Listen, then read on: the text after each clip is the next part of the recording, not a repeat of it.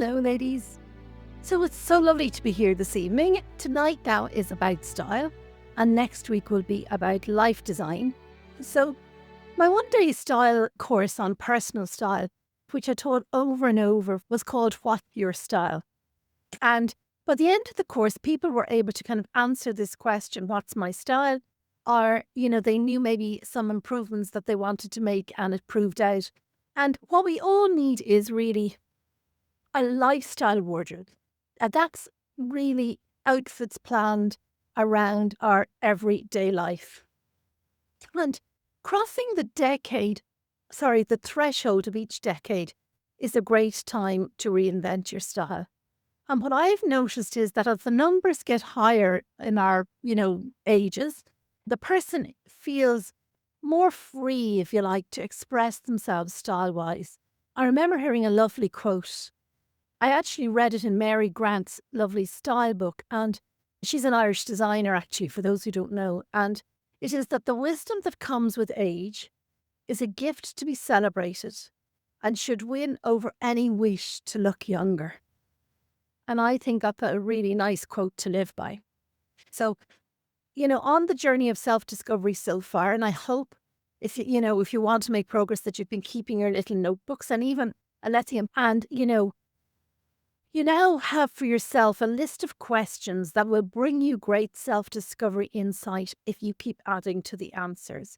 And all of a sudden, what happens is that it starts popping within you the different little changes that you want to make, the things that are really bothering you. But try not to make these things that you're using to beat yourself up in any way. Like, I have a great kind of feeling about things that, we are the way we are, life is the way it is, and we just draw a line in the sand and we say, okay, what next? And I hadn't asked you, what did you think about your style blockers? What gets in the way of you feeling your best? And, I hope that they'll have made even a little progress with decluttering, because when we get rid of anything, um, you know, it's just an invitation for the new to enter our lives. And it's kind of an exchange of energy, and you're moving something on maybe that'll make a difference. But I say to people, try and give your stuff away, to somebody who'll genuinely use it. Style is a way to say who you are without having to speak. Exactly, exactly. And I know you've been taking lots of my opinions, to heart and making them your own over the time that we've been together here. So I suppose what I invite people to do is to kind of see this course as a little unique opportunity in your life, just a little bit of time out for yourself, part of your self-care for this week. And, I suppose I'd ask you now this evening, the first of the questions is, how do you feel about your style now on a scale of 1 to 10? And, it's an interesting question. It can bring up a few little thoughts. But, I would encourage you to look at how do you feel about your style, the good point, and also the few things that you'd like to change, to recognize your good points. So I want to talk about the actual, the act of styling. Okay, so just because a stylist or a person who purports to be a stylist dresses themselves very well doesn't really mean that they can do this well for others. People have come to me having been to these stylists and personal shoppers. And yes, the stylist needs to be well presented, but they need to have a complete focus on you. But what they really need to understand is you, your personality, your life, and what you want from your style. Because if you allow them to shop or buy for you or recommend for you what they think suits you, yes, you can look at that, but you won't wear the clothes when you go home. And I know that because of experience with people. And they would often have clothes in their wardrobe that they had bought with personal shoppers and that for special occasion. And they'd say to me, Liz, I never would have bought this myself. But you can always take an outfit like that and kind of do something with it, dress it down a bit, or there's always something that can be done if you've a bit of a style eye. So very often it's interesting to bring something in to the changing room, or even I could suggest if the finances allow it, to order something online that you will keep, and something, that perhaps is very different, but you often wondered, how they would look on you and be prepared to send it back. But that's how experimentation begins and experimentation brings. But as I've said to you before, be really, really careful if you're wanting to change because people are very happy with you the way you are. But when they have the basics right, and then a list of what they need, which is what I'm really good at doing with people, then actually it's like bingo, it all starts to fall into place. And then it's something that you can build over time. So I'm going to go now to the starting point. So the starting point is to discover what they hope to achieve from their style. Why are they feeling the need to update or change? Is it more confidence they want? Are they on a job hunt, change of career? Do they want to be seen differently? Are they looking for a new relationship? And all of this is relevant to every stage of life. You've got to look at where you are in the scheme of all this and what are you wanting to change? And, how are you going to go about it? And how is this going to reflect into our lives, hopefully, if this thing disappears? But even if not, how is it just going to reflect into our day-to-day mood and our possibilities and how we show up in the world? And as I mentioned a few minutes ago, and it's no harm to say it again, how people see us. The first thing to do is it's to do a list of the different parts of your life. And I know I'm all about these lists, but you just can't do it in your head. You have to, do you have a work life or a dressy social life? Do you have sports interests? Are you a stay-at-home mom? Are you a creative? Are you a carer? Do you go to formal gatherings? Write all these areas of your life down. Then, as you assess your wardrobe, you see, people don't realize really that as well as decluttering, there's also wardrobe analysis to work out what you have and what you need. And you see, when you know then what you have for the different areas in your life, you'll very quickly, when you write this all down, realize the gaps. And then you spend your money effectively kind of filling in those gaps. Can different combinations be created from what you have already? I call this going shopping in your own wardrobe first. Actually, your style needs to speak to the life you live now, not your past life, not your future life, but right here and now, but also with a slight inkling towards the life that you want to live. So many wardrobes I've seen are full of the following. Dressy clothes that are rarely worn, but somebody's day-to-day work shirts are scruffy and well washed. Clothes that haven't fitted for years, but they might someday. And in the meantime, every time the person looks in the wardrobe, these clothes physically beat them up with guilt. Clothes for a work life and you're now at home or working for home. And lots of bags of unworn clothes never returned to, wherever they bought them from. And you might ask why. And it took me a few years to discover this. It's because the thrill of the purchase ended when they walked out of the shop or clicked the buy button. And usually they were shopping for some kind of an emotional reason. As a larger person, I've often shopped because I've no choice where to buy the clothes. So I'd buy things just to make sure I had clothes really. And then I find I don't wear the things I'm not attracted to. And then, sometimes people buy the wrong size. Even like if they're gone up to a 16 and they've always been a 14, they just keep buying the 14 and kind of promising themselves that this is going to fit them. But nobody really sees the label, only yourself. And I think it's really sad to be judged every day by the size of your clothes or the weight on a scale. To me, it's about, doing your best to be as light as possible, be as healthy as possible, but not this constant beating ourselves up. Because I think I might have mentioned in one of the other modules, I did a bit of a survey last year. It was only 30 women and almost every single one of them needed confidence. And this kind of shocked me really. But very often that's related to a bit of weight gain, a change in their lives, or the fact that they can't seem to make themselves squash into something that really they've kind of moved beyond in a way. And very oftentimes when they take the pressure off themselves, people think, oh, if I don't do whatever, I get bigger and bigger. Very often when they take the pressure off themselves and actually work on their life design and feel better about themselves, the weight kind of takes it looks after itself in some ways. The motivation kicks in and all of that changes. And thousands and thousands of euros are wasted on these mad shopping habits, really. And it's not age related, I've discovered from, working it's with people or chatting with people. It's not even financial or wealth related.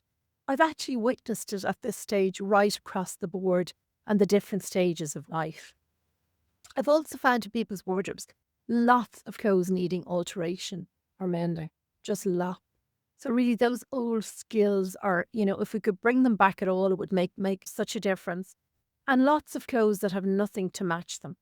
I explained this. If you've got a grey trousers and no blouse to go with it, it just will sit there forever. So they're the things, clothes that don't have something to go with them is what gives you that feeling that you've nothing to wear. People say, oh, I went to my wardrobe, but I had nothing to wear. That's because the clothes are not analysed, put into outfits and made ready to wear. And, clothes that are worn all the time, even if we're good at washing them, they just become shabby. And I was always quite shocked, and I'm not speaking to anybody here in relation to this, but I don't know, stuff is grubby, stuff needs to be clean, stuff needs to be sorted out. And, people then want to shop first. And I'm saying, no, no, no, no, no. You're going to bring home all of these lovely new clothes and land them in with stuff that really needs to go. And that's why, even parting with 4 or 5 things at a time makes such a difference. It really, really does. And we can be giving such a bad message to ourselves, about our self esteem, about how we feel about ourselves, just by the way we wear and manage our clothes. And now you have the opportunity to ensure that this part of your life works really well. And honestly, it just makes a huge, huge difference.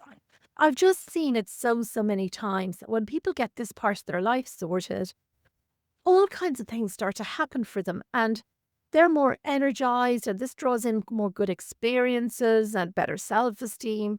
And what happens then is people get to a stage where they just won't settle for less. And I'm speaking about clothes here, right? But this can be objects. This can be paperwork, right?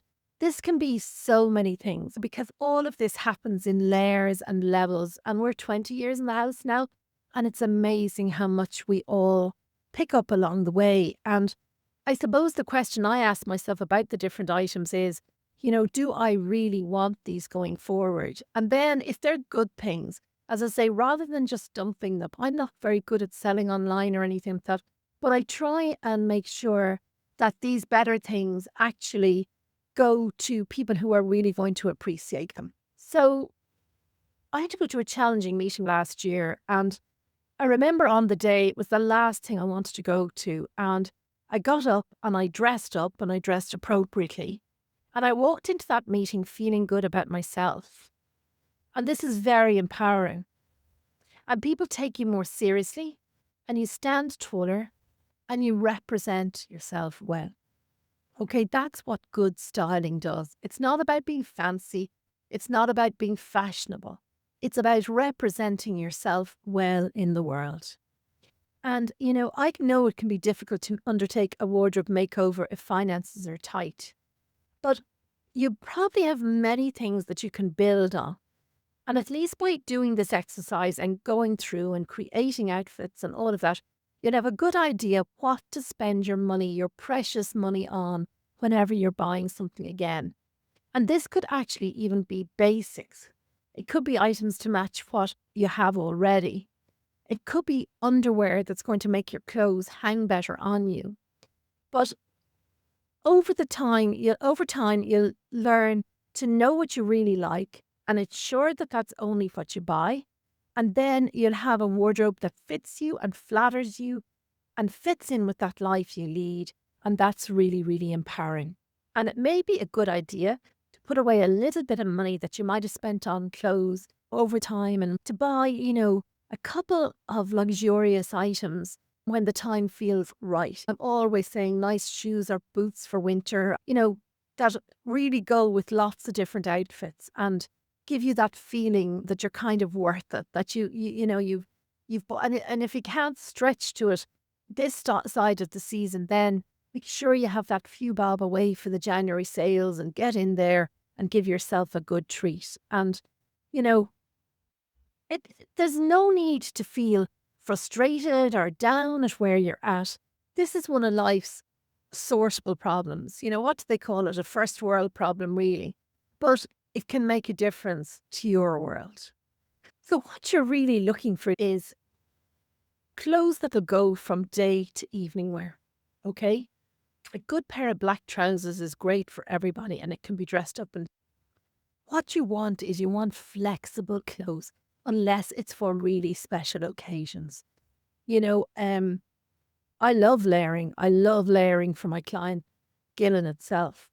But, it's great when a black dress or a grey dress or a navy dress that you've bought can be worn going out in the evening with a nice jacket or scarf over it, but just as well during the day with a cardigan or even a jumper. I love a simple dress with a short cropped jumper over it. There's lots and lots of ways. And the magazines are full of these, and Pinterest is full of these. So just go. If you haven't got a Pinterest board, you might like to do it. Now, us plus size ladies, I suppose it's not as relevant to us in a way, but we can do it around accessories and we can do it around colours and we can do it around so many other things and build up a vision for what we're wanting in our lives. Maybe shoes, maybe holidays, maybe little changes you want to make to your house. I was just saying the other day, the garden space we have is very, very simple, but I sat out under a big umbrella 3 nights this week until very late with candles lighting. And, we just had that feeling of our holiday continuing and a feeling that, it's summertime, we know where we are. And I just feel that we can create these illusions, I suppose, both in our style and in our life that bring that little feel good factor. And you really, even if you hate looking in a full length mirror, you need one somewhere, even if you keep it hidden away. And then just from time to time, take it out and prop it up on something, even if you don't want to hang it on the wall. You can look for people like that you admire, and maybe their face shape is the same as yours, or their body shape is the same as yours, or they might have the same kind of colouring as you have. And look at how they do it. If you're always looking at them and thinking, they're so well turned out, have a look at them. No copying. And, you know, one of the questions I'd often ask my style clients or even my life design clients is your lifestyle currently shrinking or expanding? So I might work with somebody really overly busy and they'll want the amount in their lives to actually shrink back down. But then you'll have other people who, for whatever circumstances, have ended up with their lives kind of shrunk in some way, and they need to find ways to open it back up. Because in opening it back up, you're opening up to possibilities. If you just stay the way you are, it's all very mundane and you can be relatively happy in that place. But time has a way of just kind of disappearing when you're in that mode. But opening back up to possibilities, there's a nice feeling about it. There's a purpose to your day. There's a purpose to your life. So it kind of changes things slightly. And, it's to be prepared to kind of, to face those feelings and ask those questions. So now I'm going to talk about where to shop. Because big stores can be very, very daunting. Wear what you have and enjoy them. And over time, create a nice, flexible wardrobe that will take you wherever you want to go. Clothes we feel good in and look good in, and clothes that show us our personal brand. And I really promise you that every time you make an effort with your style, unless you're a bit depressed or fed up, you'll feel better about yourself and your possibilities. Do you know what I'm going to do now? I'm going to actually pull the card of the week. Okay. This is the card. I have a strong feeling there's a card. Yeah, it's for the common good. It's for all of us. But I've just a certain feeling that it's for relative to people here on the call tonight. So the card tonight, here it is stay optimistic. If you can see me here, stay optimistic. Okay. Your dreams are coming true. Don't quit right before the miracle occurs. This is it. Your time has come. You're about to collect your rewards, and your prayers will be answered. However, a bit more patience and guided action on your part is required. The extra weight and effort are definitely worth it. You're just about there, and this card asks you to keep your faith about miracles and heavenly magic. I was speaking about miracles today. Use your imagination to visualize that your dreams have already come true. Your heart will swell with gratitude and joy, and these emotions will speed up your desired manifestations. Before long, you'll be enjoying the tangible. Oh, that's a lovely card. I hope somebody takes, all of you take, but anyone in particular needing this tonight, I hope that you take solace from that. I'll finish with this. Is better than any praise or compliments or anything else from anyone else. Thank you everyone that joined me, and thank you everyone that actually watches this later. Thanks for being with me, and I wish you luck, I wish you happiness, and obviously, ladies, stay safe until we meet again. Thank you very much indeed, ladies. Bye-bye now. Thank you so much for spending this time with us and for listening to Life Design Monday Magic. We are honoured and humbled to be able to share Liz's words, wisdom and life design philosophy with you. If you enjoyed this episode, we'd love for you to subscribe so you never miss a new one. And if you could take a moment to rate and review the podcast, it would help us share her message with even more people. We'll be back in a couple of weeks with another inspirational Life Design Monday Magic filled with more of Liz's wisdom, warmth and encouragement to help you live your best life despite. We'll talk to you again soon, and in the meantime, take care. And as Liz would say, do focus on all that's good. Good luck.